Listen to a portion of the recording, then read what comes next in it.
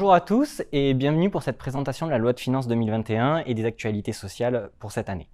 En raison des circonstances exceptionnelles liées à la crise du coronavirus, nous ne pouvons malheureusement pas vous recevoir dans nos locaux comme nous le faisons habituellement, et donc nous vous proposons cette vidéo. L'ensemble de ces mesures vont vous être présentées pour l'aspect droit des sociétés par Madame Tiffaine Gros, donc qui va concerner essentiellement la réduction Madelin et les droits d'enregistrement. Les actualités sociales vont vous être présentées par Madame Muriel Martinel-Willeman, et les mesures purement fiscales concernant la loi de finances 2021 vont vous être présentées par moi-même, donc Cyril Charrer. On va commencer par la fiscalité des particuliers. La loi de finances pour 2021 ne prévoit pas de mesures très spécifiques concernant la fiscalité des particuliers. Ce sont des mesures à la marge. La fiscalité reste globalement identique. On continuera par la fiscalité des entreprises qui, elles, s'adaptent à la crise sanitaire avec des mesures pour favoriser le financement des entreprises et également une réduction de certains impôts. Après, on continuera avec la TVA. Les dispositions relatives à la TVA sont essentiellement, la disposition principale concernant la TVA est la mise en place du groupe TVA. On continuera après avec les impôts locaux et les réductions d'impôts locaux, notamment des impôts de production. Puis quelques mesures diverses et variées concernant le contrôle fiscal, des mesures qui sont prorogées, des taxes à faible efficience qui sont supprimées. Et enfin, comme je l'ai indiqué, Tiffaine Gros interviendra sur les actes relatifs à la vie des sociétés. Donc nous allons commencer avec la fiscalité des particuliers. Alors tout d'abord, on va faire une présentation de la slide habituelle qui est une revalorisation des tranches en fonction des prix de la consommation hors tabac. Comme chaque année, ces tranches de l'impôt sur le revenu sont revalorisées.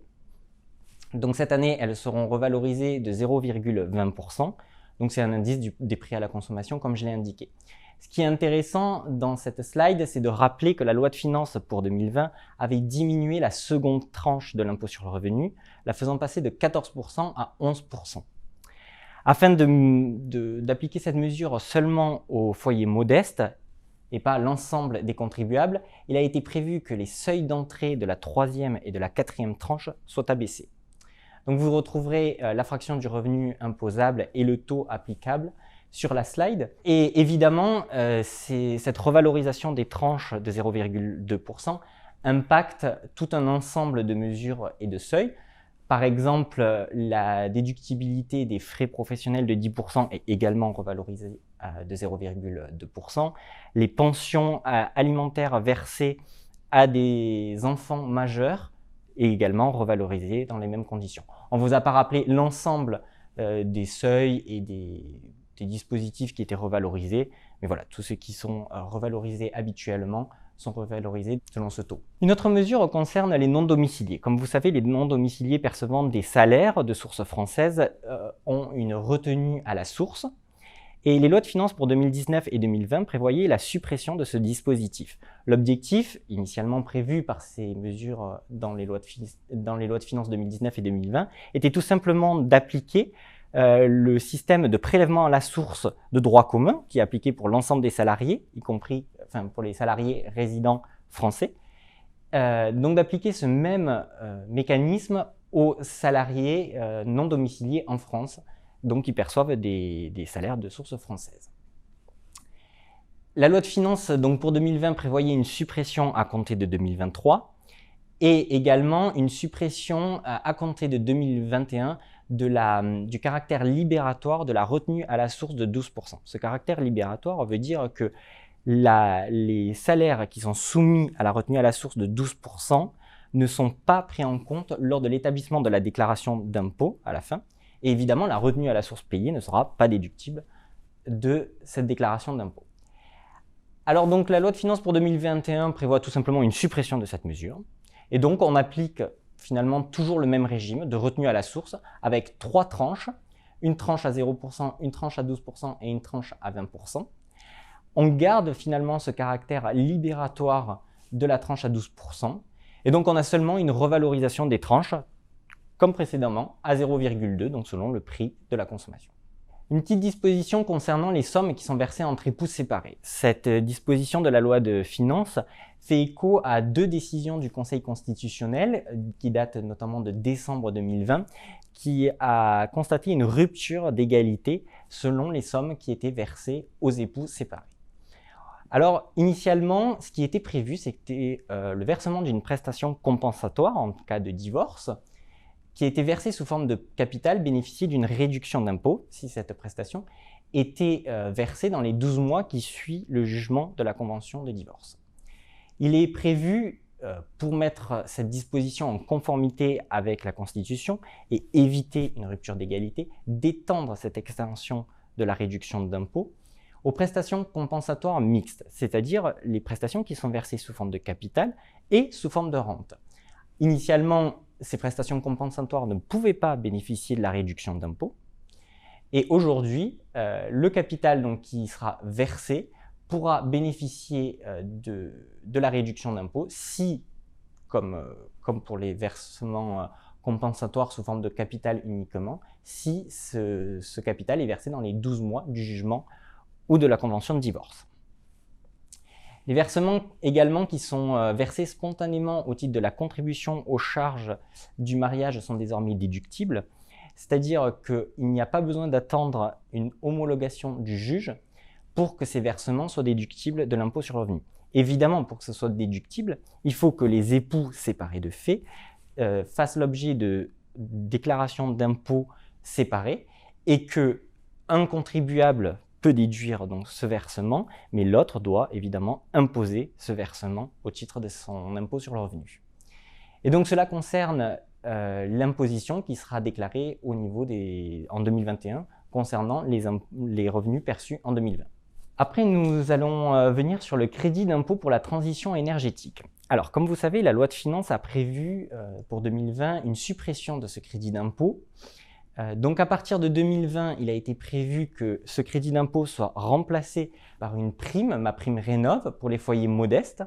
Et à compter de 2021, ce crédit d'impôt est remplacé par la prime Rénov' aux foyers intermédiaires. L'objectif de la loi de finances actuellement, c'est juste de prévoir des petites dispositions transitoires avant sa suppression. Et notamment, ce qui est prévu, c'est que les dépenses qui ont été engagées, qui ont fait l'objet d'un devis en 2019, pour lesquelles un acompte a été versé avant le 31 décembre 2019, pourront bénéficier du crédit d'impôt transition énergétique pour les foyers modestes tel que prévu initialement, c'est-à-dire le crédit d'impôt tel que prévu en 2019. Et la même chose est prévue pour les dépenses réalisées en 2020, c'est-à-dire si on a réalisé un devis et on a versé un acompte avant le 31 décembre 2020, alors on pourra bénéficier de ce crédit d'impôt, même si la facture finale est payée en 2021. Il est prévu parallèlement un crédit d'impôt pour les véhicules électriques. Alors, ce crédit d'impôt, il est pour les systèmes de charge. L'objectif est donc d'encourager les Français à acheter des voitures électriques. Et donc pour l'acquisition, mais aussi l'installation de leur système de charge de voitures électriques, il est prévu un crédit d'impôt qui est égal à 75% des dépenses, dans une limite de 300 € par système de charge. Alors, les conditions pour bénéficier de ce crédit d'impôt, il faut être une personne physique qui soit domiciliée en France. Il n'y a pas de condition de revenu, c'est un point qui est relativement important. Ce sont des travaux qui doivent être effectués dans la résidence principale du contribuable ou alors dans la résidence secondaire. Néanmoins, pour les résidences secondaires, ce crédit d'impôt est limité à une seule résidence secondaire et en outre, il faut que la résidence secondaire soit à usage exclusif des contribuables, c'est-à-dire que le contribuable ne doit pas louer cette résidence secondaire, même pour de la location saisonnière. Le crédit d'impôt est limité à un système de charge donc par résidence éligible, c'est-à-dire pour la résidence principale et pour la résidence secondaire éventuellement, si le contribuable est célibataire, veuf ou divorcé, et à 2 systèmes de charge en cas de couple avec imposition commune. Ainsi, on peut avoir un crédit d'impôt total qui s'élève à 1 200 € pour des couples mariés, donc 300 € par système et par habitation ouvrant droit à ce crédit d'impôt. Cela concerne les dépenses qui sont payées entre le 1er janvier 2021 et jusqu'au 31 décembre 2023. Une autre mesure concerne le crédit d'impôt Duflot Pinel. Alors l'objectif de cette mesure est relativement simple, c'est-à-dire qu'on proroge donc ce crédit d'impôt, mais on essaie de limiter ses effets dans le temps, parce qu'on s'est rendu compte, le législateur s'est rendu compte que ces systèmes ne permettaient pas de résoudre la crise du logement. Un rapport doit être déposé au Parlement avant la fin du premier trimestre 2021 pour trouver des solutions alternatives pour toujours encourager l'accession au logement, la location, mais de manière plus efficiente. Alors, le dispositif Duflot Pinel est prolongé jusqu'au 31 décembre 2024, mais on aura une diminution progressive du taux de la réduction d'impôt. Il est prévu qu'à compter de 2023 et 2024, donc le taux du crédit d'impôt diminue. Pour les engagements de location de 6 ans, on prévoira un taux à compter de 2023 de 10,5% au lieu de 12%, et à compter de 2024 de seulement 9%. Et après, le crédit d'impôt aura vocation à être supprimé. Pour les engagements de location de 9 ans, on aura un crédit d'impôt de 15% pour les investissements réalisés à compter du 1er janvier 2023 et de 12% à compter du 1er janvier 2024 au lieu de 18%. Il faut souligner que cette baisse des taux ne sera pas applicable pour les investissements réalisés en 2023 et 2024 dans les quartiers prioritaires de la ville. Et également pour les logements ayant une haute valeur environnementale. Il est également prévu par la loi de finances que ces investissements soient étendus. Donc, initialement, cela concernait les acquisitions de logements neufs et les acquisitions de logements en l'état futur d'achèvement. Et avec la loi de finances pour 2021, on prévoit également les logements qui sont construits par le contribuable. Alors, ce sont toujours des logements d'habitation collectifs. Cette réduction de crédit d'impôt Duflot Pinel concerne vraiment que les réductions Duflot Pinel et ne s'applique pas aux investissements de Normandie, qui prévoient une réhabilitation des locaux anciens. Enfin, pour finir cette partie sur la fiscalité des particuliers, quelques mesures qui sont prorogées. On a tout d'abord des crédits d'impôt au titre des dépenses d'équipement pour personnes âgées, c'est-à-dire des dépenses en faveur de l'aménagement de la maison pour les personnes qui sont âgées ou handicapées, ou l'achat de matériel spécialement adapté pour les personnes handicapées. Donc l'objectif, c'est de proroger cette disposition jusqu'au 31 décembre 2023. Et le plafond des dépenses est lui fixé à 5 000 € pour une personne seule et à 10 000 € pour un couple. Il est également prévu que la hausse du plafond des dons aux organismes d'aide aux personnes en difficulté sera prorogée d'1 an.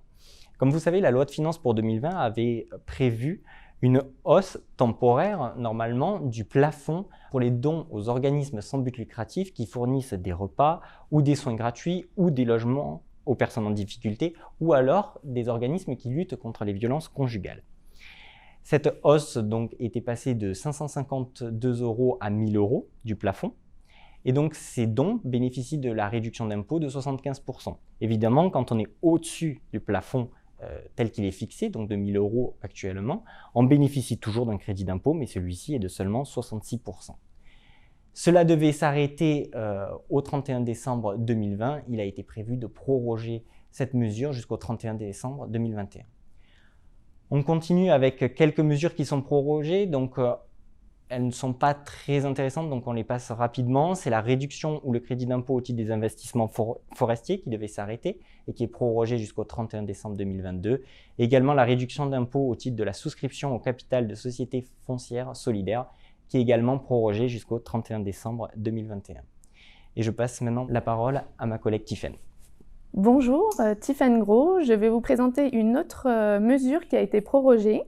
C'est la réduction d'impôt Madelin. Alors, en quoi consiste ce dispositif?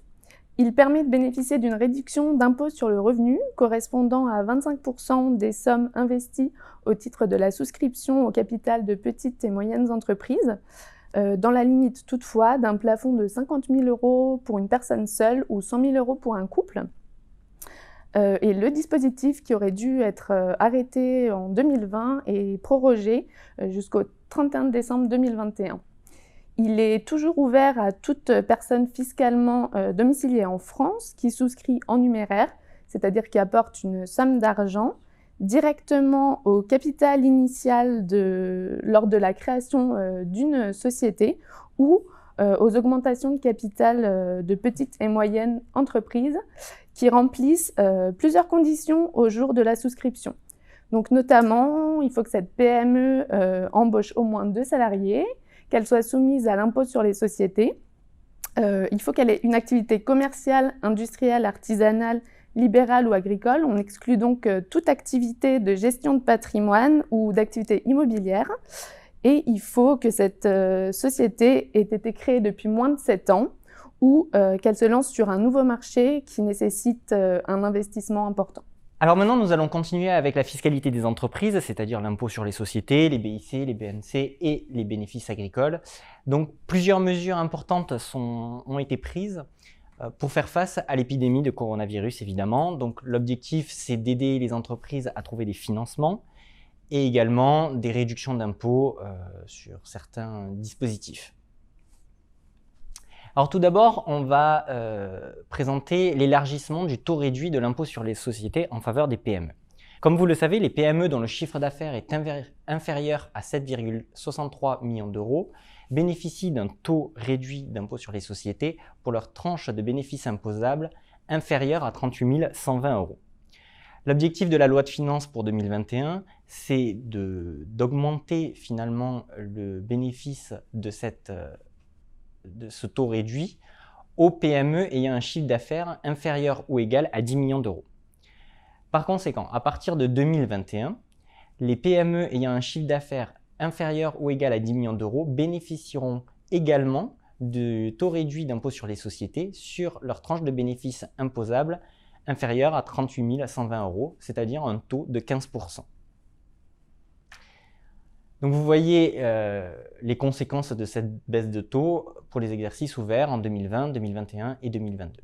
Comme vous pouvez le voir sur cette slide et également sur la slide suivante, il y a également une baisse du taux de l'IS. Alors cette baisse était déjà programmée, on la rappelle seulement pour montrer que la loi de finances finalement pour 2021 ne modifie pas la trajectoire qui a été prévue initialement par le gouvernement pour réduire le taux de l'impôt sur les sociétés et le ramener à terme à 25% en 2022. Alors en 2021, le taux moyen passe donc de 28% à 26,5% pour l'ensemble des sociétés, à l'exclusion des sociétés ayant un chiffre d'affaires de 250 millions d'euros ou supérieur. Pour ces entreprises, donc qui sont des grosses entreprises, la tranche de bénéfices imposables supérieure à 500 000 euros est en 2021 de 27,5%. Le gouvernement et le Parlement ont décidé d'adopter plusieurs mesures des crédits d'impôt en faveur des entreprises et notamment une mesure qui a beaucoup fait parler, c'est le crédit d'impôt abandon de loyer.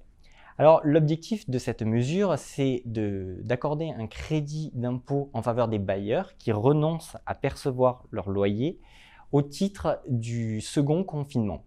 Ce second confinement, je vous le rappelle, avait lieu en novembre. Donc les bailleurs, qu'ils soient des personnes physiques ou des personnes morales, qui ont décidé de renoncer à la perception du loyer aux entreprises locataires, bénéficient d'un crédit d'impôt pour 2021.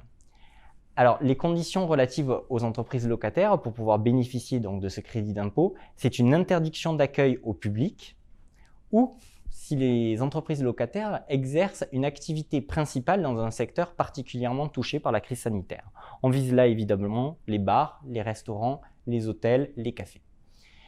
Il faut que l'entreprise locataire ait un effectif de moins de 5000 salariés et il faut que l'entreprise locataire ne soit pas en difficulté au 31 décembre 2019 ou en liquidation judiciaire au 1er mars 2020. Il faut faire attention néanmoins lorsqu'il y a des liens entre bailleurs et locataires.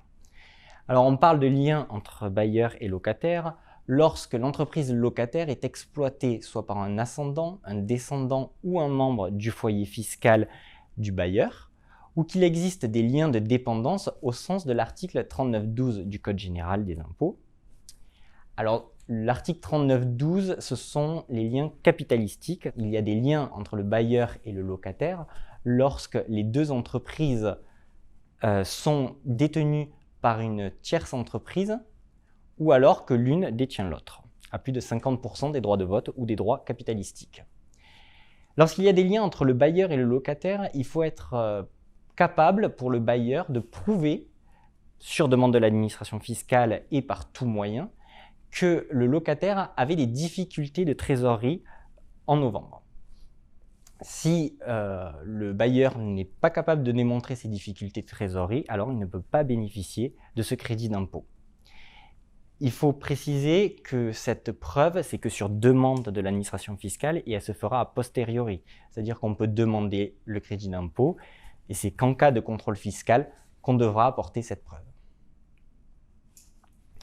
Alors, le crédit d'impôt accordé au bailleur dépend de l'effectif de l'entreprise locataire. Donc, pour les entreprises ayant moins de 250 salariés, le crédit d'impôt sera égal à 50% de la somme des abandons de loyer. Il y a une limite néanmoins à ce crédit d'impôt qui est de 800 000 €. Pour les entreprises ayant plus de 250 salariés, le crédit d'impôt sera égal à 50% des 2/3 de la somme des abandons de loyer, toujours dans la même limite de crédit d'impôt.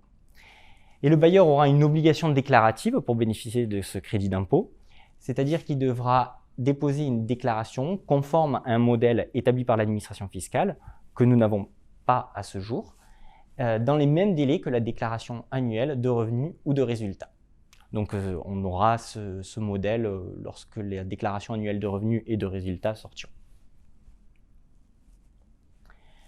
Nous avons encore une mesure pour aider finalement les entreprises à passer cette situation difficile.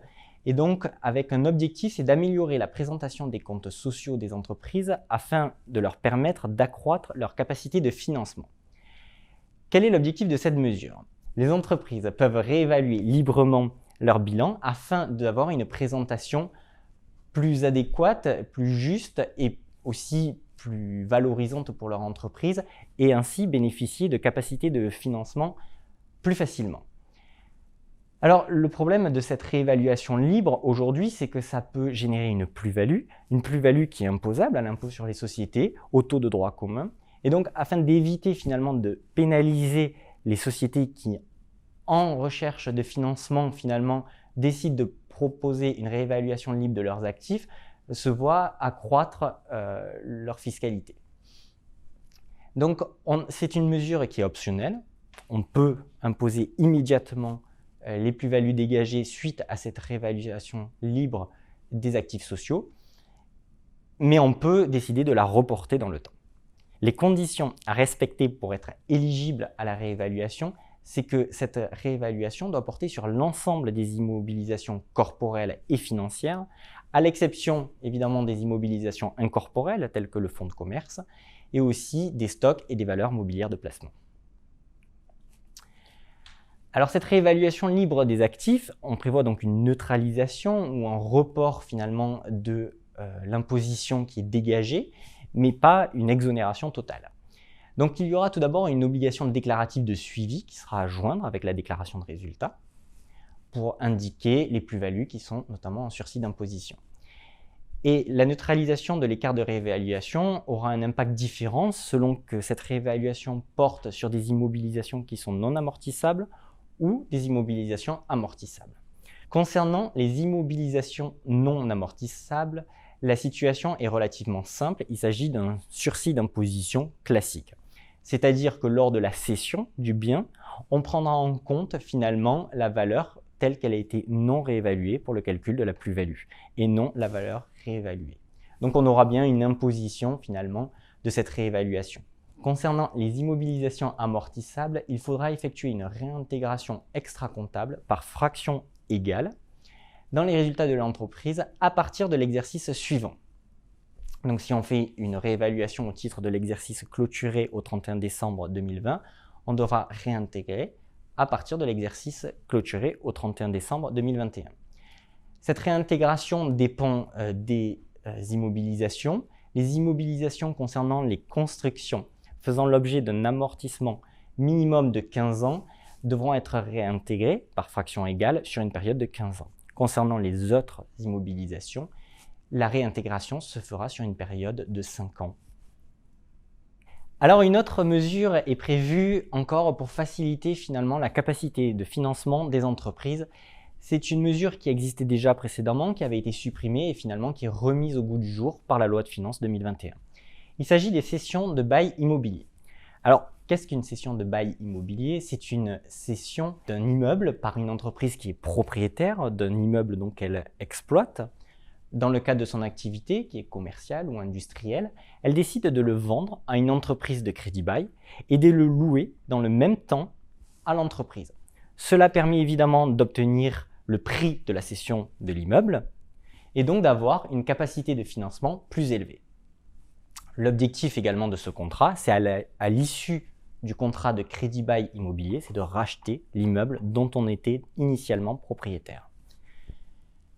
Donc, l'objectif, comme je l'ai indiqué, c'est de à la fois conserver l'immeuble pour l'entreprise qui en a besoin pour son activité, tout en restaurant sa trésorerie et en disposant de nouvelles liquidités nécessaires pour faire face à cette crise.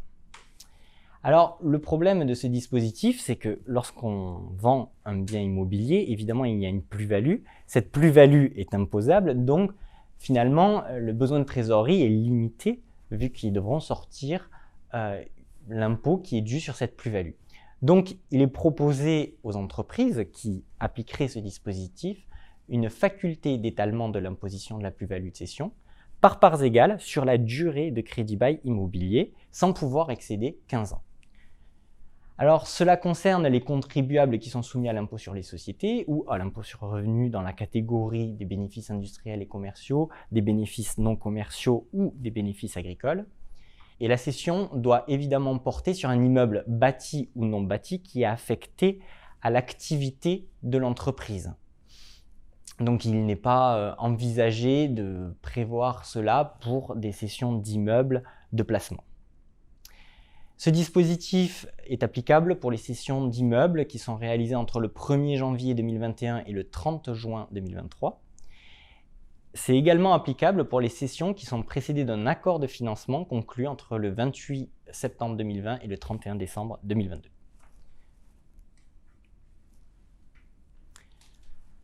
Afin d'aider encore une fois les entreprises en difficulté, il est prévu d'élargir la présomption de normalité des abandons de créances à caractère commercial.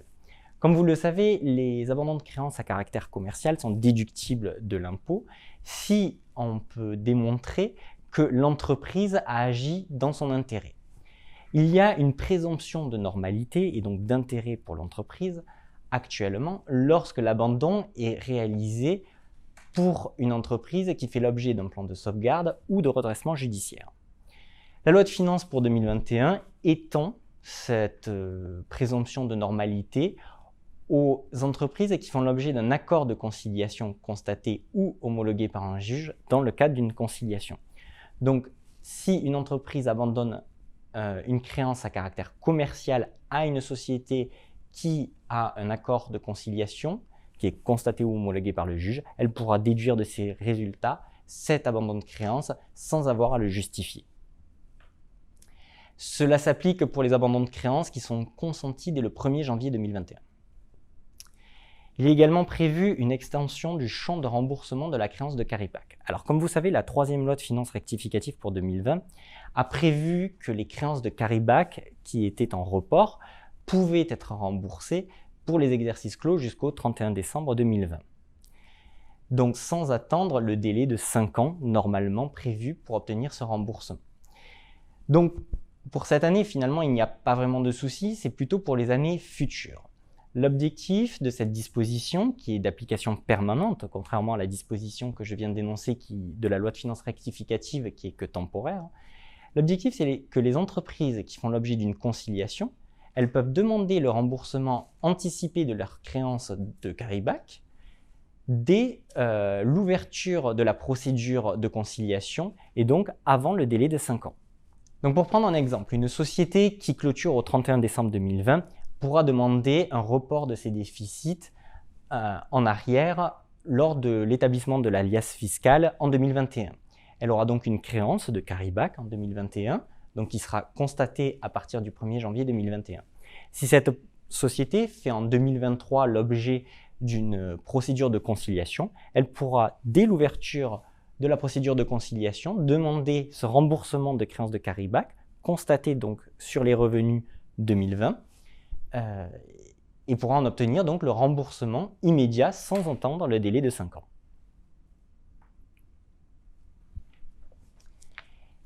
Il est prévu également par la loi de finances un crédit d'impôt pour les entreprises concernant la rénovation énergétique des locaux de PME.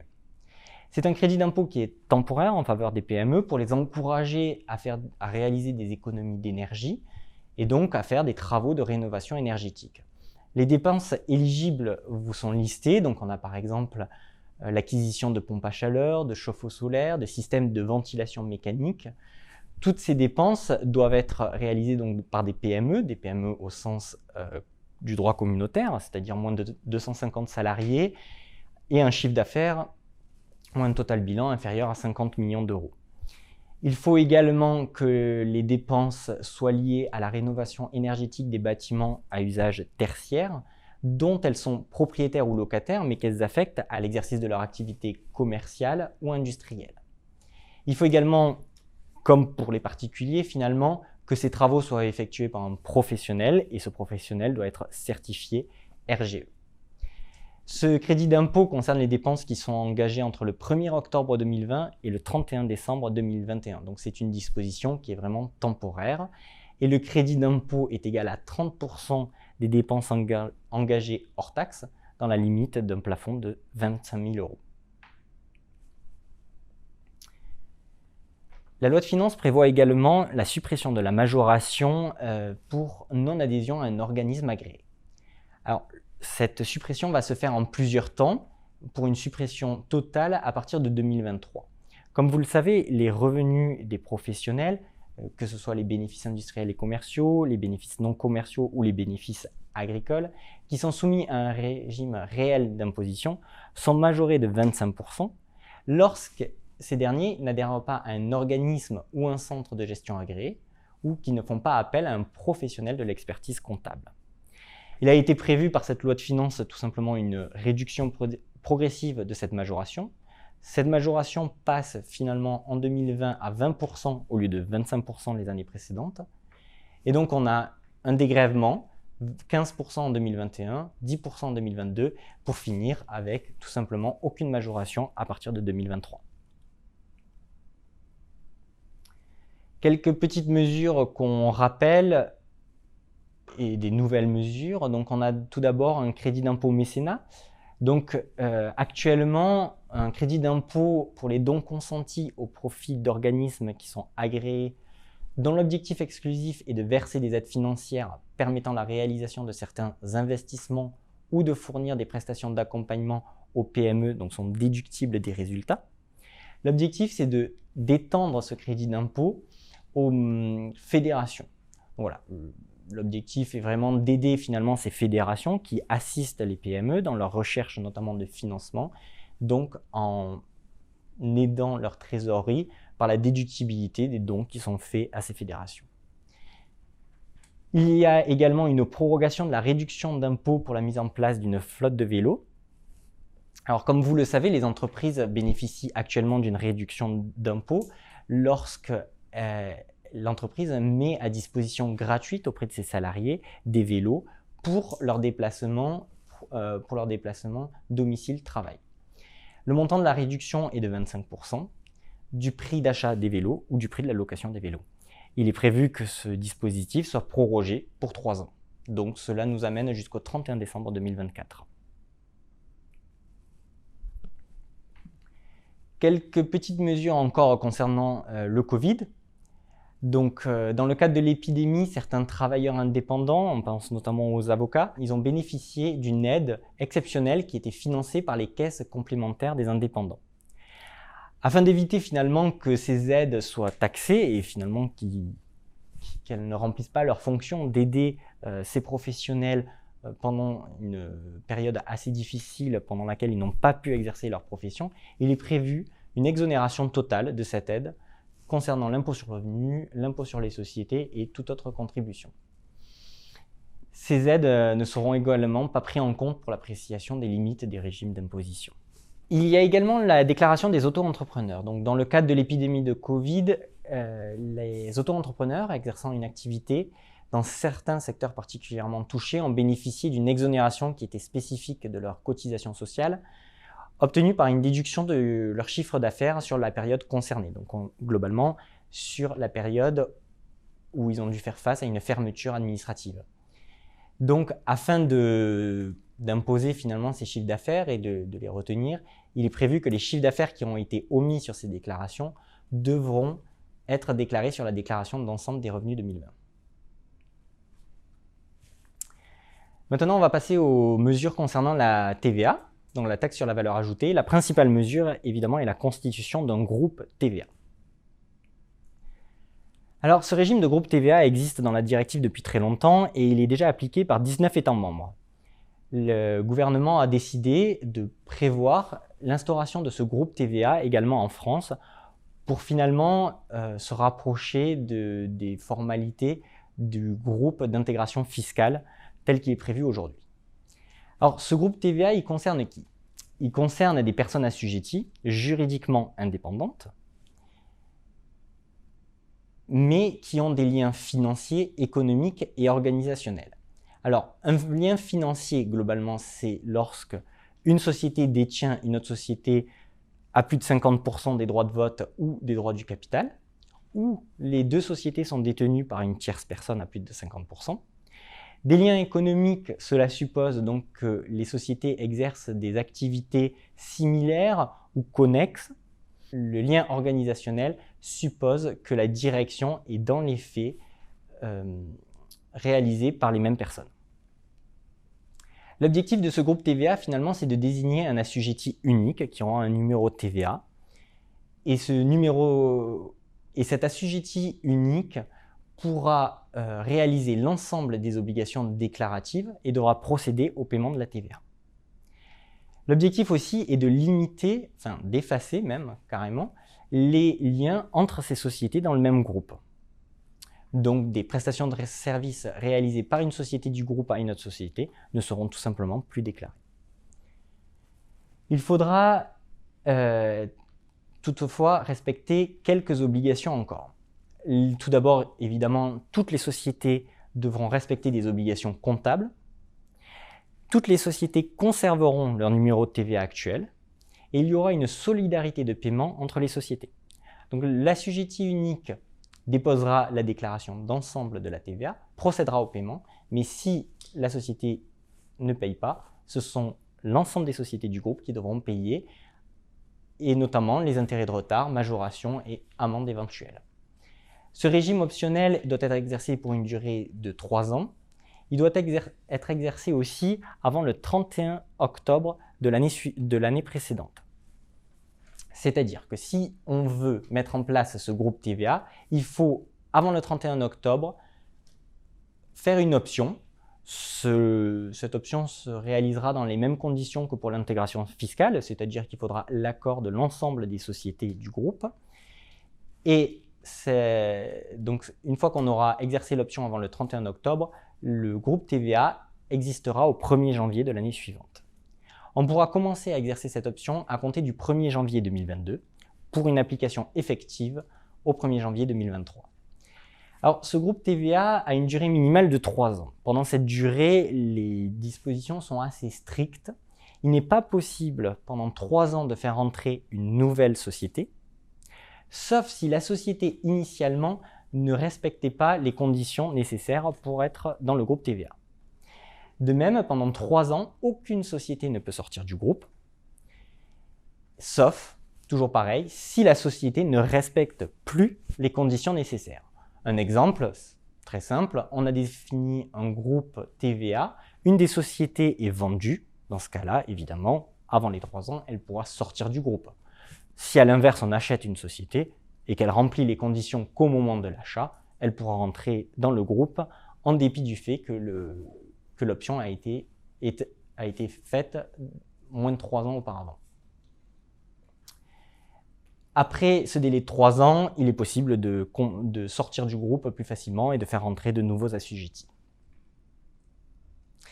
Il faut préciser aussi une dernière chose, c'est que si on a un crédit de TVA, une société a un crédit de TVA donc antérieur à l'entrée dans le groupe TVA, il ne pourra pas bénéficier au groupe TVA. Il faudra demander le remboursement de ce crédit d'impôt selon les modalités de droit commun. Alors nous vous rappelons une petite mesure qui a été prévue par la loi de finances 2020 parce que la loi de finances 2021 revient légèrement dessus. C'est la facturation électronique. Comme vous le savez, il est prévu qu'à compter de 2023, la facturation électronique devienne obligatoire pour la réception, pour l'ensemble des entreprises, et on aura une obligation d'émettre des factures électroniques pour les grandes entreprises en 2023, pour les entreprises intermédiaires en 2024, et pour les PME et TPE à partir de 2025. Il est aussi prévu que ces factures soient transmises directement à l'administration fiscale, à partir de 2023 aussi. Donc, on ne connaît pas encore les modalités pratiques et donc la loi de finances prévoit tout simplement que le gouvernement pourra procéder par voie d'ordonnance pour déterminer comment se réalisera ce e-reporting, donc cette transmission automatique des factures à l'administration fiscale. Donc voilà, on voulait vous présenter le calendrier des mesures pour l'avoir en tête et pour pouvoir s'y préparer dès à présent. Comme vous le savez, l'an dernier, on avait parlé longuement de la réforme du commerce électronique qui était prévue par la directive TVA. Et cette réforme concerne essentiellement les ventes B2C, c'est-à-dire d'entreprises à des particuliers. Il y avait plusieurs mesures qui avaient été envisagées par la loi de finances 2020 et ces mesures devaient entrer en vigueur au 1er janvier 2021. Les États membres de l'Union européenne ont décidé, en raison des circonstances particulières, de reporter la mise en œuvre de cette directive et donc elle s'appliquera qu'à compter du 1er juillet 2021. Alors, sans rappeler tout ce qui était prévu par la loi de finances 2020, une mesure quand même très particulière, c'est concernant les ventes à distance. Comme vous savez, une entreprise française qui vend à des particuliers étrangers situés dans l'Union européenne doit normalement appliquer le taux de TVA et doit s'immatriculer à la TVA dans le pays d'arrivée du bien. Donc un bien qui est vendu de France vers l'Allemagne à un particulier allemand, l'entreprise française doit s'immatriculer et déclarer la TVA en Allemagne selon le taux en vigueur dans ce pays. Néanmoins, il y a des seuils qui permettent d'appliquer le taux de TVA et de déclarer cette TVA dans le pays de l'entreprise. Dans mon exemple, la France. Ces seuils varient d'un pays à l'autre, de 35 000 à 100 000 euros. Il est décidé avec cette réforme d'abaisser le seuil, d'avoir un seuil uniforme à 10 000 euros. Il est également prévu d'autres dispositifs, notamment les plateformes en ligne qui sont maintenant solidairement tenues au paiement de la TVA. Il est prévu un régime particulier pour les ventes à distance de biens importés, c'est-à-dire des biens qui viennent de l'extérieur de l'Union européenne à destination de particuliers situés dans l'Union européenne. On a aussi la création de nouveaux guichets uniques. Voilà, toutes ces mesures qui vous ont été présentées l'an dernier par la loi de finances 2020, elles sont reportées de 6 mois. À voir si ce sera encore reporté, mais la France, en tout cas, souhaite que ça soit appliqué le plus rapidement possible. C'est plutôt l'Allemagne qui souhaite des reports de ces dispositions. La loi de finances décide de légaliser une pratique, enfin une jurisprudence, concernant les opérations complexes uniques. Alors, une opération complexe unique, c'est lorsqu'on a une prestation qui est rendue à différents taux et il y a une prestation finalement qui est principale et des prestations accessoires. Je donne un exemple, par exemple, une société qui souhaite participer à un salon. Quel est le traitement TVA finalement de cette opération? Est-ce que c'est seulement la location d'un emplacement ou est-ce également une prestation de promotion commerciale, une prestation de logistique? Voilà, on ne sait pas vraiment comment définir cette prestation. Normalement, il faudrait appliquer les règles pour chacune des prestations. Donc, dans l'exemple, la location d'emplacement, les prestations commerciales rendues par l'organisateur, les prestations organisationnelles rendues également par le prestataire. Et pour chaque prestation, il faudrait appliquer un taux de TVA différent, des règles TVA différentes sur la territorialité notamment. Donc voilà, l'objectif de la jurisprudence, c'est d'harmoniser tout ça, de simplifier finalement pour les entreprises. C'est une jurisprudence qui est déjà appliquée depuis longtemps de la Cour européenne, de la Cour de justice de l'Union européenne, et la doctrine administrative avait repris cette jurisprudence pour son compte. Donc, la loi de finances, finalement, ne fait que légaliser une pratique qui est déjà appliquée.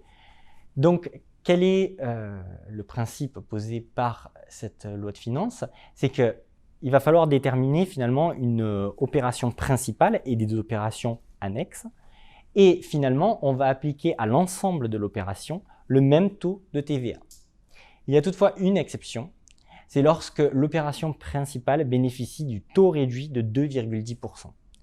Dans ce cas-là, le taux réduit s'appliquera uniquement à l'opération principale et les éléments accessoires, eux, devront bénéficier de leur taux propre. Ce taux réduit de 2,10% est un petit peu spécifique dans la directive et c'est pour ça qu'on ne peut pas appliquer le taux de 2,10% à l'ensemble de l'opération.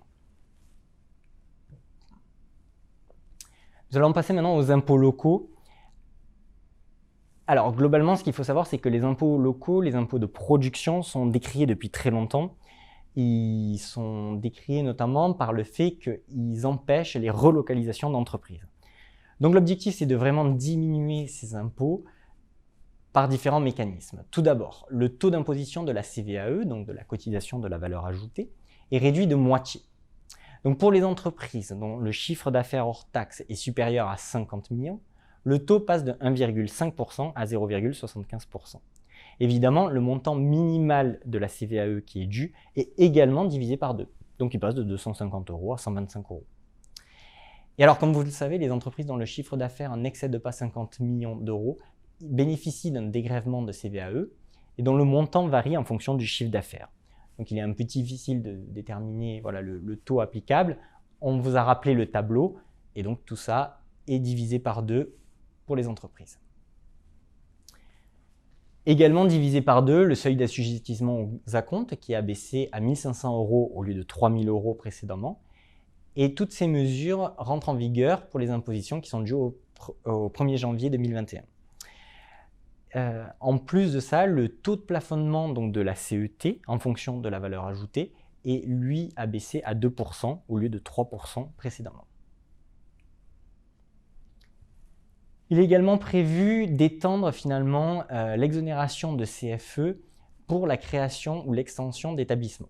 Donc avant 2021, cette exonération de CFE était déjà prévue au cours de l'année de création. Maintenant, elle est toujours prévue, mais on peut en bénéficier durant les 3 années qui suivent la création ou l'extension de l'établissement. Cette mesure nécessite néanmoins une délibération des collectivités territoriales qui sont concernées.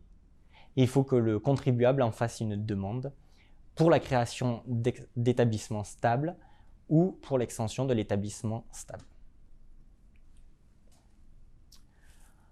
Enfin, l'évaluation comptable des établissements industriels. Comme vous savez, la valeur locative sert de base aux impôts locaux, donc à la taxe foncière, mais également à la CFE.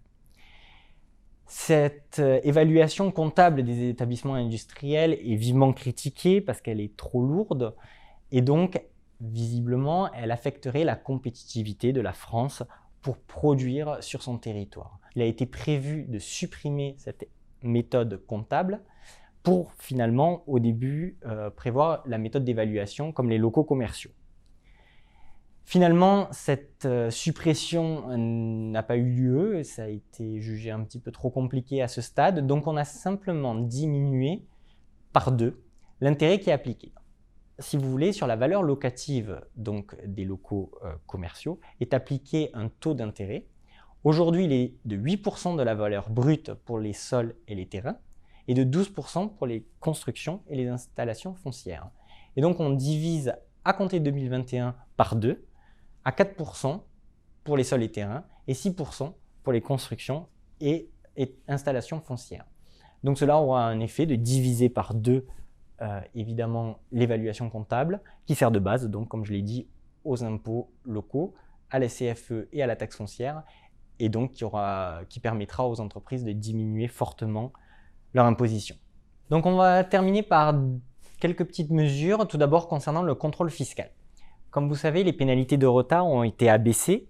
Elles sont aujourd'hui de 0,2% par mois de retard. Et normalement, ce taux devait s'arrêter au 31 décembre 2020. Étant donné que les taux n'ont pas réaugmenté, il a été décidé de proroger ce taux de 0,2% par mois de retard sans limitation de durée. D'autres mesures fiscales et directes concernant tout d'abord la taxe sur les surfaces commerciales. Donc, comme vous savez, les surfaces commerciales inférieures à 400 m² sont exonérées de taxes sur les surfaces commerciales, sauf si ces surfaces correspondent, sauf si elles sont exploitées dans un réseau de franchise et qu'on dépasse le seuil finalement au sein du réseau de 400 m². Il y a une réduction d'impôt actuellement qui est prévue de 20% de cette taxe pour les magasins dont la surface est comprise entre 400 m² et 600 m². Et cette réduction d'impôt de 20% s'applique y compris pour les magasins qui sont exploités en franchise. Donc il y avait finalement une différence de traitement, vu que les magasins exploités avec une surface inférieure à 600 m², enfin comprise entre 400 m² et 600 m², bénéficiaient d'une réduction d'impôt, alors que les surfaces commerciales qui étaient inférieures à 400 m² exploitées en franchise n'avaient pas cette exonération d'impôt de 20%. Donc il a tout simplement été prévu pour une égalité de traitement finalement, une extension de la réduction de 20% aux surfaces commerciales inférieures à 400 m² qui sont soumises évidemment à la TASCOM. Pour celles qui ne sont pas soumises à la TASCOM, il n'y a aucune différence. L'entrée en vigueur de cette mesure est le 1er janvier 2021. On vous a listé après les taxes et les niches qui sont supprimées. Alors globalement, on ne va pas rappeler toutes les taxes. Le gouvernement essaye depuis plusieurs années de réduire ces taxes qui sont peu efficaces, qui ne rapportent pas beaucoup finalement au budget de l'État. Donc on les supprime. Donc par exemple, on a la taxe sur les services de restauration, les droits fixes pour les actes constatant les cessions à titre onéreux d'enfants agricoles. Voilà, toutes ces taxes, à compter de 2021, on a le calendrier de l'abrogation de ces taxes, sont prévues par la loi de finances 2021. Et enfin, les dispositifs de zonage qui permettent certaines exonérations d'impôts, que ce soit l'impôt sur les sociétés, l'impôt sur le revenu professionnel, les taxes foncières, finalement sont prorogés pour 2 ans. Donc on a les dispositifs de zonage particuliers, donc c'est les bassins d'emploi à redynamiser, les zones de développement prioritaires. Voilà, tous ces dispositifs sont prorogés à droit constant, donc rien ne change pour l'instant. Et je passe désormais la parole à ma collègue Tiffaine. La loi de finances 2021 intervient aussi sur certains actes relatifs à la vie des sociétés. Elle prévoit 2 formes d'allègement relatifs à l'enregistrement des actes établis à compter du 1er janvier 2021. Premièrement, l'enregistrement obligatoire est supprimé pour les actes constatant certaines modifications du capital, donc certaines augmentations de capital et des réductions de capital. Et deuxièmement, elle rend possible le dépôt d'actes au tribunal avant la réalisation de la formalité d'enregistrement auprès du service des impôts pour la plupart des actes qui requièrent un enregistrement. Et cette dernière mesure devrait nous permettre d'être un peu plus rapide pour l'enregistrement des modifications auprès du registre du commerce et des sociétés. Bonjour à toutes et à tous, Muriel Martinet-Wiedemann, je suis juriste en droit social. Je vais vous présenter la partie sur l'actualité sociale. Alors, l'année 2020 a été très chargée au niveau de l'actualité sociale avec la crise sanitaire et l'épidémie de la Covid-19. Nous avons eu une multitude de textes qui sont sortis en 2020, qui sont venus modifier notamment le régime de l'activité partielle, auquel ont eu énormément recours les entreprises au cours de l'année 2020. Malheureusement, l'année 2021 commence aussi avec beaucoup d'activités partielles pour de nombreuses entreprises. Et l'actualité sociale reste chargée puisque en décembre 2020, nous avons eu la loi de finances dont mon collègue vous a parlé, qui prévoit quelques mesures sociales, mais également la loi de financement de la sécurité sociale, qui sont les lois habituelles de fin d'année. On a également eu énormément d'ordonnances et de décrets qui sont sortis entre le 14 décembre et le 31 décembre 2020. Actuellement, il y a encore des projets de décrets et d'ordonnances qui sont en cours. On a eu encore un décret qui est sorti le 21 janvier 2020, donc je vais vous parler un petit peu plus tard. Donc il faut savoir que les informations que je vous donne sont à jour au 21 janvier 2021. Donc on fera le point à la fin de la présentation lorsqu'on discutera ensemble sur les éventuelles évolutions qui ont pu être apportées sur les dispositifs dont je vous parlais. Donc concernant l'actualité sociale, au sommaire, l'activité partielle, donc, qui a été vraiment le thème phare de l'année 2020 et qui malheureusement va encore exister au cours de l'année 2021. L'activité partielle de longue durée, aussi appelée APLD. Les mesures issues de la loi de financement de la sécurité sociale donc pour 2021. Puis on verra les mesures issues de la loi de finances 2021. Et enfin, quelques mesures liées à la crise sanitaire, en bref, ainsi que quelques chiffres clés. Alors tout d'abord, l'activité partielle. Comme je vous disais, beaucoup d'entreprises ont découvert l'activité partielle en 2020, malheureusement liée à l'épidémie de la Covid-19. L'activité partielle a pour but d'aider les entreprises qui rencontrent des difficultés liées à la conjoncture économique, à des difficultés d'approvisionnement en matières premières ou en énergie, à des sinistres ou à des intempéries de caractère exceptionnel, à des transformations ou des restructurations dans certaines entreprises, mais aussi pour toute autre circonstance exceptionnelle comme on a eu recours cette année et l'année 2020, donc suite à l'épidémie de la Covid-19. L'activité partielle a pour but, comme je disais, d'aider les entreprises qui ont des baisses temporaires d'activité. Donc ces baisses temporaires d'activité se matérialisent notamment par une réduction de la durée du travail, en dessous de la durée légale de travail, donc qui est de 35 heures, ou lorsqu'elle est inférieure, donc dans certaines entreprises, en deçà de cette durée, ainsi qu'en cas de fermeture temporaire de tout ou partie de l'établissement. Toutes les entreprises ont la possibilité de recourir à l'activité partielle. Ce n'est pas seulement réservé aux entreprises qui sont fermées suite à l'épidémie de la Covid-19. Les demandes d'activité partielle sont à faire sur le site dédié donc, de l'activité partielle. Il faut faire des demandes d'autorisation préalables auprès de la directe. En principe, la demande doit être adressée 15 jours avant la prise d'effet donc, de l'activité partielle, mais en cas de circonstances exceptionnelles ou lors de sinistres, il est admis qu'elle soit faite dans les 30 jours qui suivent. Au niveau de la demande d'activité partielle, il va y avoir une modification puisque pour l'instant, les demandes étaient autorisées pour 1 an. Avec la crise sanitaire, ils sont obligés de prolonger un petit peu les dispositifs et de nouvelles mesures entrent en vigueur. On pourra, à compter du 1er mars 2021, faire des demandes d'activité partielle, donc d'autorisation d'activité partielle, pour 3 mois, renouvelables éventuellement une fois, donc pour 6 mois. Concernant l'indemnisation, alors tous les mois, les employeurs qui ont recours à l'activité partielle doivent faire une demande d'indemnisation sur dématérialisée. Alors, les salariés sont payés normalement à l'échéance de paye. La seule différence, c'est qu'ils ne perçoivent pas l'intégralité de leur salaire. Alors, vous le voyez, je vous ai fait un tableau qui retrace les différentes évolutions. Donc, en janvier 2021, les salariés perçoivent tous 70% de la rémunération horaire brute de référence. Alors, il y a des limites par rapport au SMIC, des minimums qui sont à respecter. Concernant l'indemnisation de l'employeur, donc c'est-à-dire ce que l'employeur perçoit de l'ASP comme aide donc pour cette activité partielle, on a des différences. Vous voyez qu'il y a le cas général, c'est-à-dire par cas général, on entend toutes les entreprises qui ne sont pas fortement impactées par la crise sanitaire. Ces entreprises perçoivent une aide égale à 60% de la rémunération horaire brute de référence. Les entreprises qui sont fortement impactées donc, par la crise sanitaire, elles perçoivent 70% de la rémunération horaire brute de référence donc, par salarié. Parmi les entreprises fortement impactées, on peut noter qu'il y a 5 secteurs. Donc, il y a les secteurs qui relèvent de l'annexe 1, qui peuvent bénéficier de l'indemnisation majorée de l'activité partielle sans condition. On a notamment les hôtels, cafés, restaurants. On a ensuite les secteurs qui relèvent de l'annexe 2, qui, eux, sont soumis donc à une condition de pourcentage de baisse de chiffre d'affaires.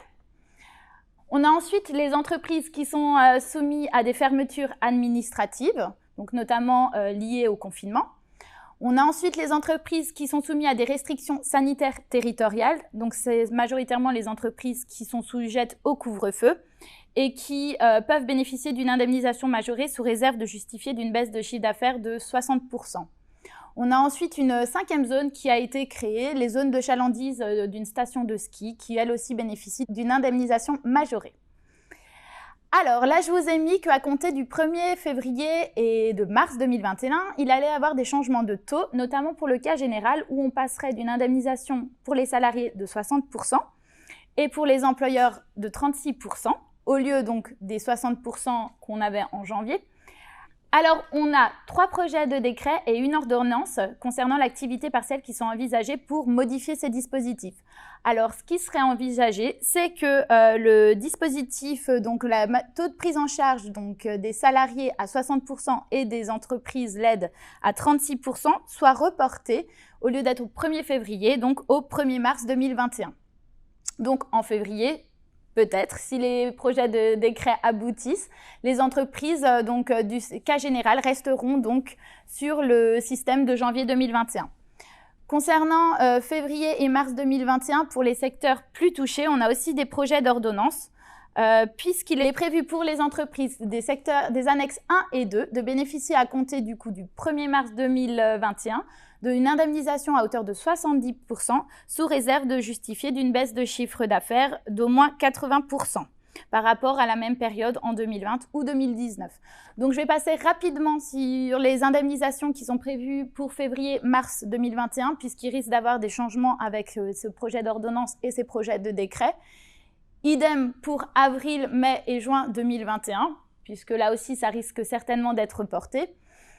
Mais vous voyez que finalement les secteurs très impactés et connexes, donc les annexes 1 et 2, basculent tout doucement vers le régime général. Les autres conservent un régime d'indemnisation majorée.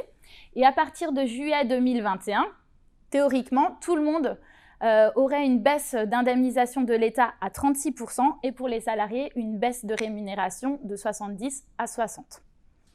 Les ordonnances et les décrets de cette fin d'année ont également prorogé les dispositifs dérogatoires liés à la Covid-19. Lors de la mise en activité partielle des salariés en mars 2020, c'est vrai que le régime d'activité partielle n'était pas très adapté. Il y avait certains salariés qui étaient complètement exclus du dispositif. Donc du coup, il y avait eu des lois, des ordonnances et des décrets qui étaient venus élargir le dispositif, notamment aux entreprises étrangères sans établissement en France, aux cadres dirigeants, au forfait jour, au VRP. On avait aussi permis d'indemniser les heures d'équivalence ou les heures qui résultaient de conventions individuelles de forfait ou celles qui résultaient de conventions collectives qui prévoyaient une durée collective de travail supérieure à 35 heures. Donc c'est notamment le cas des HR qui ont une durée collective de travail de 39 heures par semaine.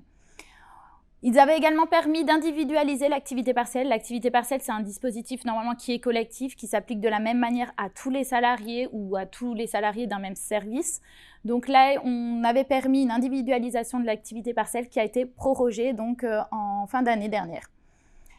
Concernant les règles d'indemnisation des apprentis et des contrats pro, il y a aussi une prorogation des dispositifs, tout comme le maintien de l'indemnisation des personnes vulnérables ou des salariés qui sont contraints de garder leur enfant. Concernant les personnes vulnérables, il y a une liste qui a déterminé les personnes qui pouvaient être considérées comme vulnérables. En font notamment partie les salariés qui ont plus de 65 ans, les personnes qui sont sujettes à des diabètes ou à des hypertensions artérielles complexes, les personnes qui souffrent d'obésité ou les salariés qui, durant leur 3e trimestre de grossesse. Donc, à compter du 1er février, il est prévu que les personnes vulnérables puissent bénéficier d'une indemnisation de 70% pour les salariés et une aide de l'État pour l'employeur de 60%. Donc, avant, il y avait une modulation du taux en fonction des secteurs qu'on a vus auparavant. Pour rappel, pour être considéré comme une personne vulnérable, donc, il faut que le télétravail soit impossible. Il faut qu'il n'y ait pas de mesures de protection renforcée qui soit possible. Par exemple, un isolement du poste du travail, une adaptation des horaires pour éviter qu'il rencontre ses collègues en arrivant et en partant du travail, les masques. Et c'est seulement si le télétravail et ces mesures de protection renforcée ne sont pas possibles que le salarié doit fournir un certificat d'isolement qui est remis donc par son médecin et qui permet de placer le salarié en activité partielle. Il faut bien garder l'ensemble de ces justificatifs en cas de contrôle de la directe pour justifier que l'activité partielle était bien justifiée. On a également eu une modification de la liste des secteurs d'activité qui peuvent bénéficier d'une indemnisation majorée de l'activité partielle, dont on a parlé auparavant. Effectivement, on s'est rendu compte que la crise sanitaire, malheureusement, touchait beaucoup plus d'entreprises de manière forte. Donc, des décrets de fin d'année sont venus modifier cette liste afin d'ajouter des secteurs d'activité. Donc, dans l'annexe 1 qui peut bénéficier de l'indemnisation de l'activité partielle majorée sans condition, on a ajouté notamment les parcs d'attractions, les traducteurs et interprètes, les personnes qui louent des chapiteaux. Effectivement, les cérémonies étant interdites, c'est des personnes qui ont des difficultés à travailler. Concernant l'annexe 2 qui est conditionnée à une baisse de chiffre d'affaires de 80% entre le 15 mars et le 15 mai 2020 pour bénéficier du coup de l'indemnisation majorée de l'activité partielle. On a également étendu les secteurs considérés dans l'annexe 2, par exemple aux pâtisseries, au commerce détail de fleurs. On est également venu prévoir pour certains secteurs d'activité la possibilité donc de rentrer dans l'annexe 2, sous réserve d'avoir une attestation de l'expert comptable qui justifie, par exemple, pour des entreprises artisanales qu'elles font au moins 50% de leur chiffre d'affaires sur des foires et salons, ou alors pour des entreprises qui travaillent dans l'installation et la maintenance de cuisine, qu'elles font au moins 50% de leur activité avec des entreprises qui relèvent des secteurs de la restauration. Donc c'est vrai que l'activité partielle était méconnue auparavant. Maintenant, c'est vrai que c'est un dispositif qui malheureusement est entré un petit peu dans les mœurs et qui est sujet à évolution permanente afin de s'adapter au mieux aux difficultés des entreprises. Nous allons maintenant passer à l'activité partielle de longue durée. Comme je vous l'expliquais, l'activité partielle, normalement, c'est quelque chose de ponctuel. C'est pour une baisse temporaire d'activité. Dans un circuit normal, l'activité partielle ne dure pas 1 an. Maintenant, malheureusement, vu que la crise sanitaire perdure, que l'épidémie de la Covid-19 persiste, on est obligé du coup d'avoir recours à l'activité partielle de manière un peu plus longue et c'est pour ça qu'a été mis en place l'activité partielle de longue durée. Comme je vous l'expliquais, l'activité partielle classique va quand même à terme avoir des indemnisations des salariés et des entreprises qui seront diminuées et des possibilités de demande qui seront raccourcies. L'intérêt est peut-être maintenant d'avoir recours à l'activité partielle de longue durée pour les entreprises. Alors, l'APLD est un dispositif spécifique d'activité partielle, comme je vous l'expliquais, qui peut être mis en place jusqu'au 30 juin 2022. Donc, l'intérêt du dispositif, c'est de pouvoir réduire les horaires de travail des salariés jusqu'à 40% de la durée légale, éventuellement 50% sous certaines conditions, pendant une durée maximale de 24 mois, pouvant être pris consécutivement ou non sur une période de 36 mois. Il y a un suivi qui est fait par la directe 2 fois par an. Et comme je vous l'expliquais, l'indemnité versée aux salariés dans le cadre de l'activité partielle longue durée est plus importante pour le salarié, puisqu'elle est de 70% et l'aide de l'État est de 60% de la rémunération horaire brute de chaque salarié, donc dans le cadre de l'activité partielle de longue durée. Donc c'est vrai que c'est un dispositif qui est intéressant, qui peut être mis en place soit par accord collectif de branche étendu qui permet une mise en place dans l'entreprise via une décision unilatérale de l'employeur, ou lorsque cela n'existe pas, donc par accord d'entreprise. Au niveau donc des accords de branche qui prévoient des dispositifs d'activité partielle longue durée, on vous a mis un lien dans le PowerPoint où vous pouvez retrouver donc la liste des branches d'activité qui ont négocié donc des accords APLD. Au niveau donc juste du contenu de l'accord, il faut qu'il y ait un diagnostic de la situation économique, des perspectives d'activité, la date de début, la durée, la réduction du coût de la durée du travail envisagée et des engagements qui soient pris en termes donc, de maintien dans l'emploi et de formation professionnelle. En amont, donc, il est important de prendre contact avec la directe pour voir quelles sont leurs attentes et qu'est-ce qu'il est possible de mettre en place avec l'entreprise pour essayer de gagner du temps dans la validation de l'accord ou l'homologation donc du document unilatéral, puisque ce document va devoir être transmis à la directe du lieu où est implanté l'établissement qui a négocié l'accord. La directe a donc 15 jours pour faire part de sa décision en cas d'accord, 21 lorsqu'il s'agit d'un document unilatéral et le silence de l'administration, tout comme l'activité partielle classique, vaut acceptation. Il faut bien sûr informer le CSE, les salariés et les organisations signataires éventuellement concernées.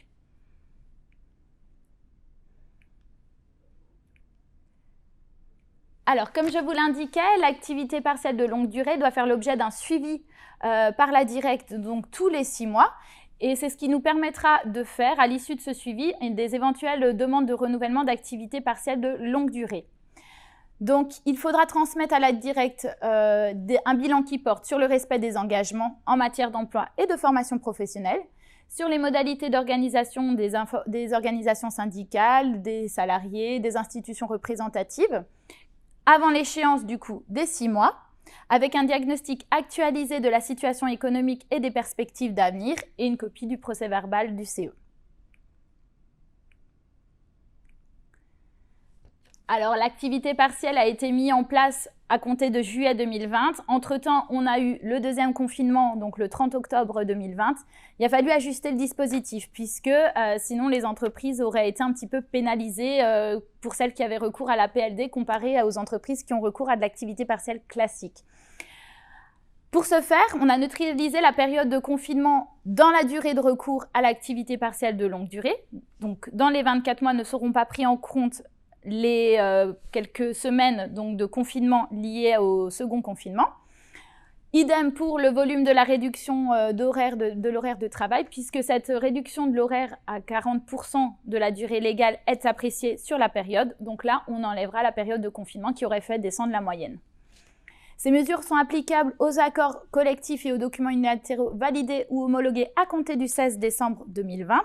Pour ceux qui auraient été conclus antérieurement, il faudra faire des avenants, sauf pour certains secteurs d'activité dits très impactés où ça s'est fait automatiquement.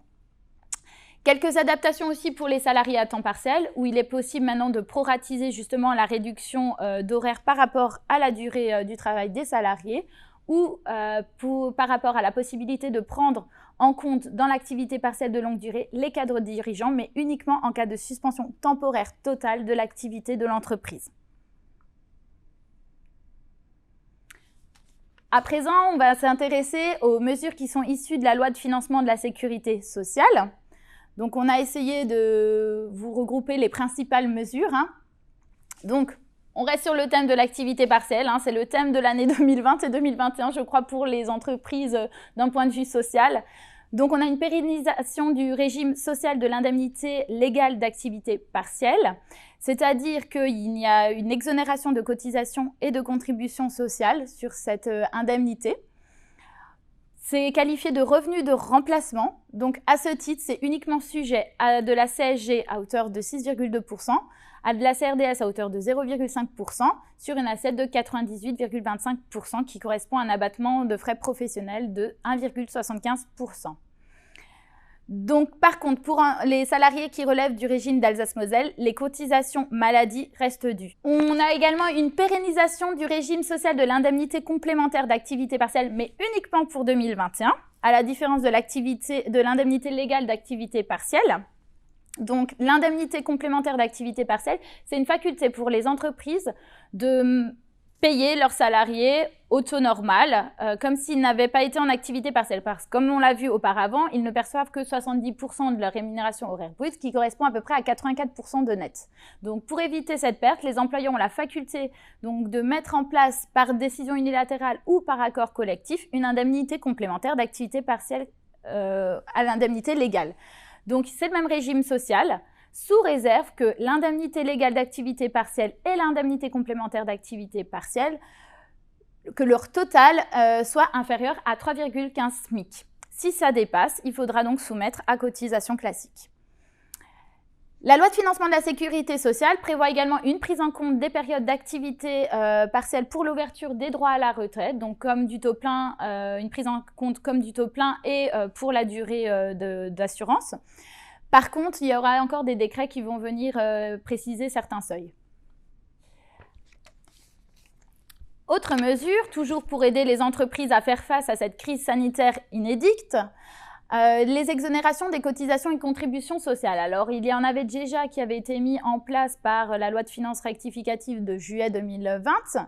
Là, on est revenu mettre en place ce type d'exonération. Donc, pour les employeurs de moins de 250 salariés qui exercent leur activité principale dans le secteur du tourisme, de la restauration, du sport ou dans les secteurs d'activité dont l'activité dépend finalement des secteurs du tourisme, de l'hôtellerie, du sport.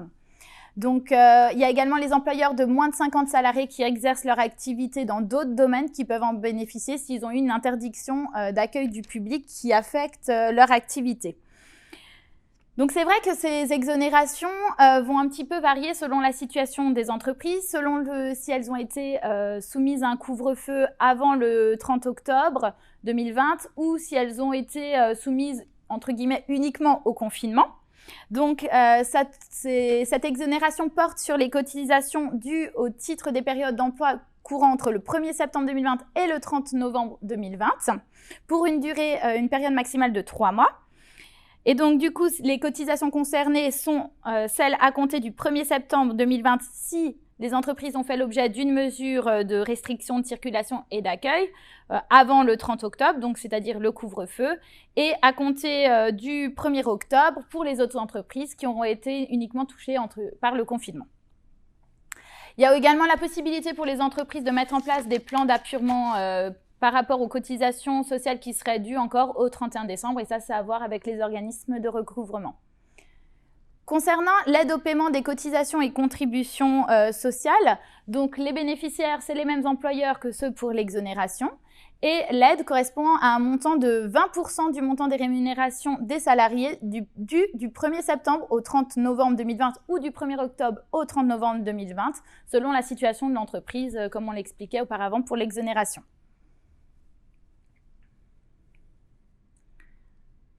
On sort un petit peu de la crise sanitaire, on revient sur des mesures un petit peu plus générales et un petit peu plus gaies. On va parler de congés de naissance. Alors, la loi de financement de la sécurité sociale est venue préciser que les congés pour événements familiaux étaient des jours ouvrables. C'était une précision qui ne figurait pas pour l'instant dans le code et donc ils sont venus l'inscrire. Pour le congé de naissance, les salariés peuvent bénéficier de 3 jours ouvrables de congé de naissance à compter du jour de la naissance ou du premier jour suivant ouvrable. Donc ça, c'est une précision qui ne figurait pas pour l'instant dans le Code du travail et on a étendu le champ des bénéficiaires parce que jusqu'à présent, c'était uniquement si la naissance survenait dans le foyer, ce qui faisait que les pères qui étaient séparés de la maman ne pouvaient pas bénéficier de ce congé. Donc maintenant, on est venu préciser que les bénéficiaires sont le père de l'enfant, le conjoint, le concubin, le partenaire lié par un PACS. Il y a également du nouveau sur le congé de paternité. On est de plus en plus dans l'extension des congés pour que les papas puissent également profiter de leurs enfants. Donc, on passe de 11 jours calendaires de congé de paternité à 25 jours de congé paternité donc en calendaire ou 32 jours en cas de naissance multiple. Il y a des précisions sur la prise de ce congé paternité. Désormais, il faudra prendre 4 jours, donc calendaire consécutif obligatoire, immédiatement après le congé de naissance. Et le restant des jours pourront être pris ultérieurement ou immédiatement, avec possibilité de fractionner. Et donc au niveau des délais de prévenance, il va y avoir encore des décrets qui vont apporter quelques précisions, notamment sur ces points. Avec le congé de naissance et le congé de paternité, le salarié est maintenant obligé de prendre donc 7 jours obligatoirement en cas de naissance d'un enfant, 3 jours au titre du congé de naissance et 4 jours au titre du congé de paternité. Il y a donc une interdiction d'emploi du salarié durant cette période par l'entreprise. Donc ces mesures sont applicables aux enfants nés à compter du 1er juillet 2021 ou ceux qui sont nés avant cette date mais dont la naissance était prévue donc à compter du 1er juillet 2021. Il y a également des modifications sur le congé d'adoption, puisque désormais, le congé d'adoption est de 16 semaines au lieu de 10 semaines. Et pour les parents qui seraient les 2 salariés et qui devraient donc se répartir le congé, il y a une majoration qui est désormais prévue donc, de ce congé d'adoption. Dernier point sur la loi de financement de la sécurité sociale, une exclusion de l'assiette des cotisations sociales. Des avantages pour favoriser l'activité sportive en entreprise. Donc ça, c'est pour les entreprises qui participeraient au financement de certaines activités ou qui mettraient à disposition des équipements. Donc il y a effectivement des petites mesures par rapport à ça pour favoriser le sport en entreprise. À présent, on va s'intéresser aux mesures issues de la loi de finances dont mes collègues vous ont largement parlé auparavant.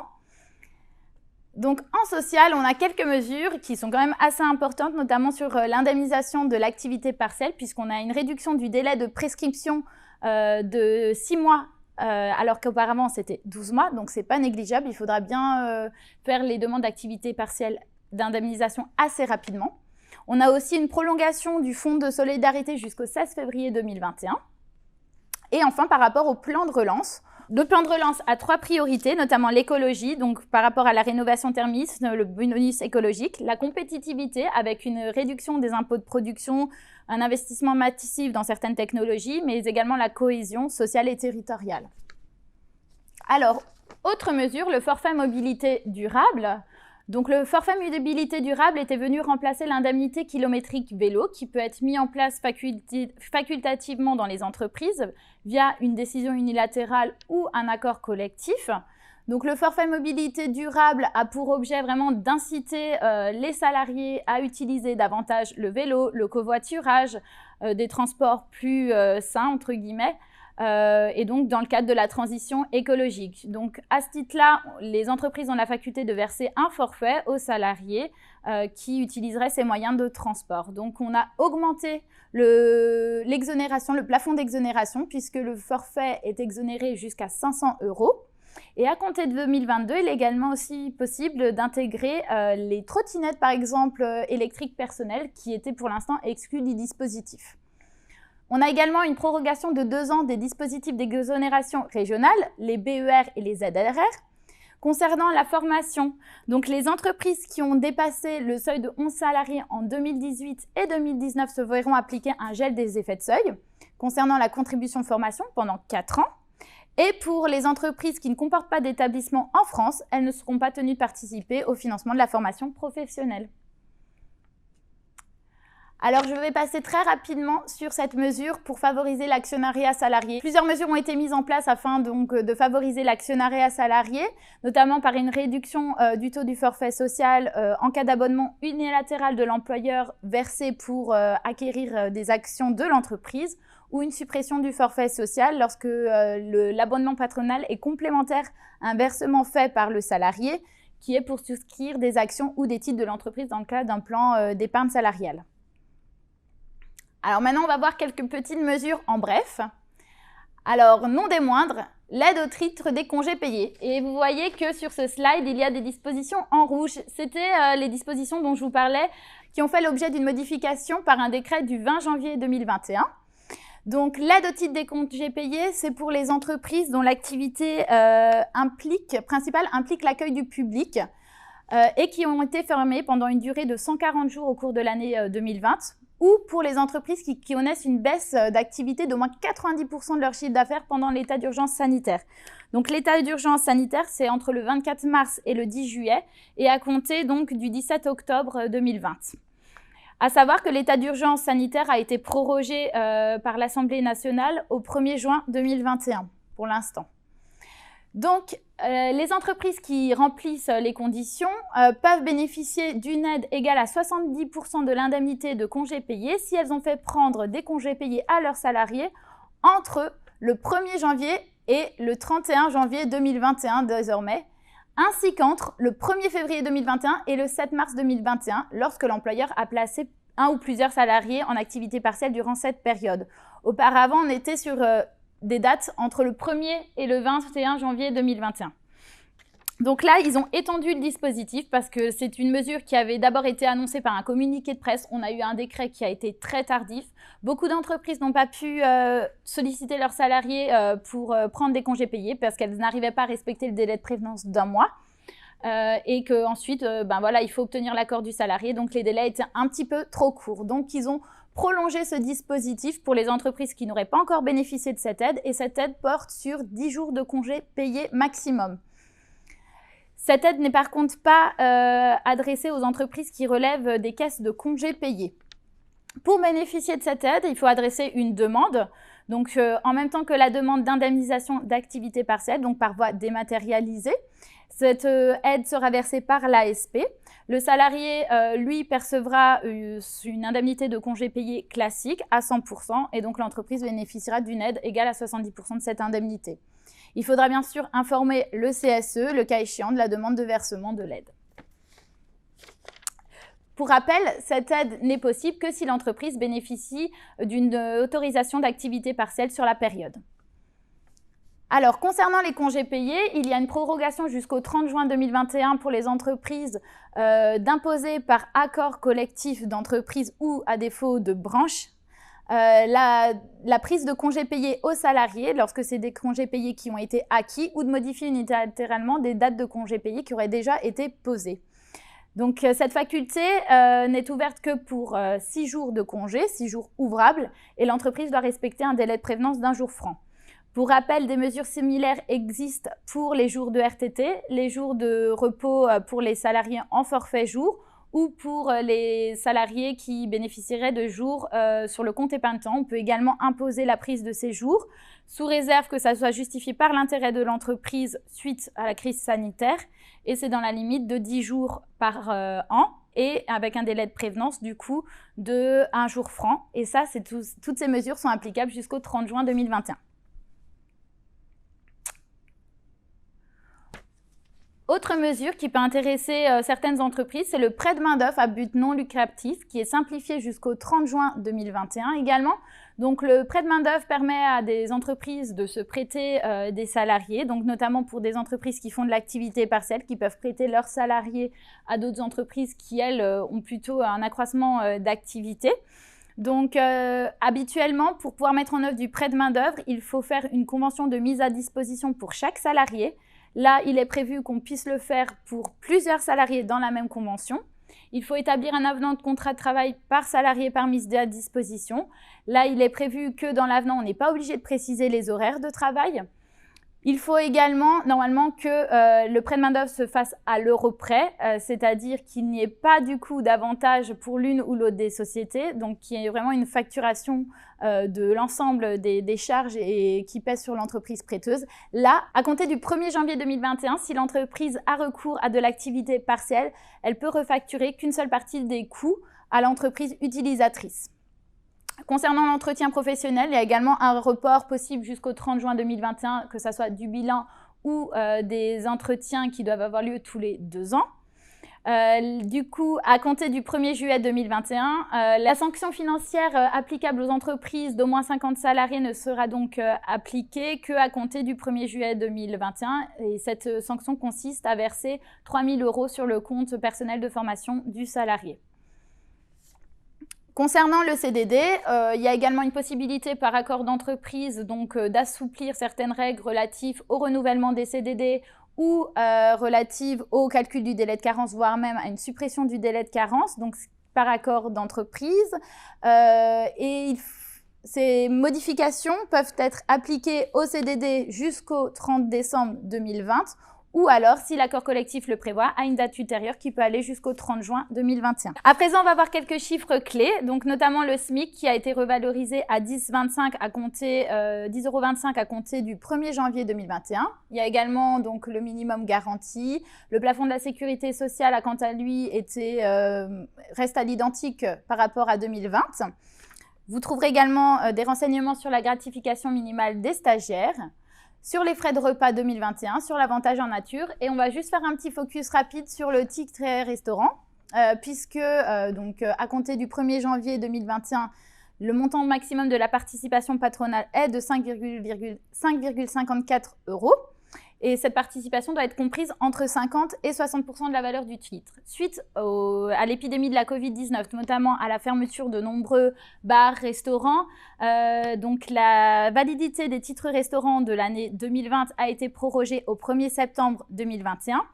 Idem sur le plafond journalier qui est désormais de 38 € jusqu'au 1er septembre 2021 et peut être utilisé les jours fériés, les week-ends, à condition que ce soit dans des bars, dans des hôtels ou des restaurants.